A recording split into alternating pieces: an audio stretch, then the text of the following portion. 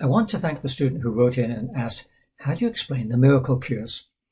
And that sounds almost like an impertinent question, which I like. It reminds me of what Jacob Bronowski had said, that in order to get to the pertinent answers, you have to ask the impertinent questions. And I think by miracle cures, what Robert was referring to was the case like Harvey Lillard, where a patient had a frank organic disease. It lasted for a long time. It was resistant to all sorts of other treatments, but then responded very quickly to chiropractic care. So how do we explain that? Well, now if a patient has long-lasting back pain or neck pain and they recover dramatically in one or two treatments, people don't regard that as a miracle. They're delighted that it happened, but it's not miraculous. And that's because intuitively, all of us can understand, or we can accept, that biomechanical problems would respond to biomechanical treatments. And if you dig a little bit, you can find all sorts of physiological rationales for why that should be so. Thinking about breaking adhesions or stretching muscles which were tight, that sort of thing. But how do you explain the frank organic disease, the disease distant from the spine, which responds to spinal manipulation? Well, it's certainly not intuitive. And I'm reminded of something that Professor Howie Vernon used to say, and that is that if every time somebody got a vertebral subluxation, they got an organic disease, then the human race would be extinct.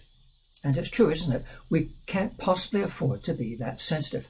We have to be able to resist the effects of spinal subluxation, and we do nicely. It is the rare patient who comes in with subluxation and an organic disease or apparent organic disease resulting from that subluxation. So let's think about how that could be so. There are all sorts of potential physiological mechanisms. For example, apart from bone pinching nerve, which seems rather unlikely, there could be some peripheral compression or impingement of a nerve. And if you'd like to delve more deeply into that, I would recommend taking a look at the work of Andrew Dilley and Jeff Bove. Dilley is D-I-L-L-E-Y, Bove, B-O-V-E. The other area in which we can look for likely mechanisms is in the area of reflex physiology.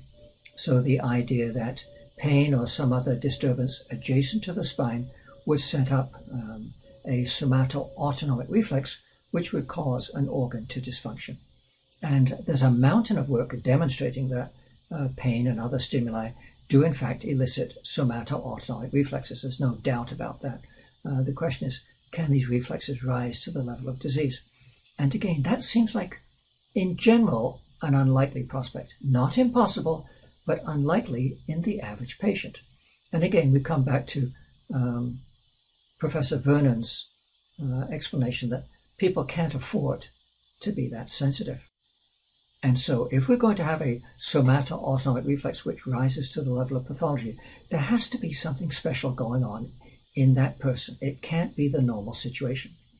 Now, you would be interested to know that when we perform experiments in animals, most animals are very resistant to spinal pain or spinal subluxation, and they don't manifest any organic dysfunction at all. But once in a while, you do see it happen. And so I would have to allow that the same sort of thing must happen in people. There must be some people who are particularly sensitive to somatic stimuli producing strong autonomic reflexes. And how could that be so? Well, if we dig a little bit deeper, there are two areas where we should look for explanations. First of all, somato autonomic reflexes at the spinal level are subject to descending inhibition. So most of the time, the brain tends to override the effects of stimuli coming in at the spinal cord and prevent somato autonomic reflexes from becoming too vigorous. The other place where we can look for explanations is at the level of the preganglionic sympathetic neurons within the spinal cord.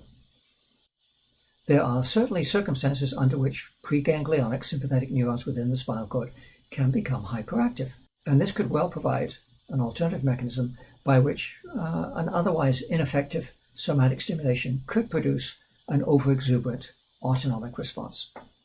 So there you have a number of mechanisms by which somatic stimulation could produce not just a somato autonomic reflex, but a pathological response which in theory would be relieved by the removal of the subluxation. In later videos, we're going to talk in some detail about preganglionic sympathetic neurons, somato autonomic, and spinovisceral reflexes. But for now, I'll leave it with you that there are a number of plausible mechanisms by which a vertebral subluxation could, in some people, not all people, result in a real pathology within the viscera. Thanks very much for the question. Bye for now.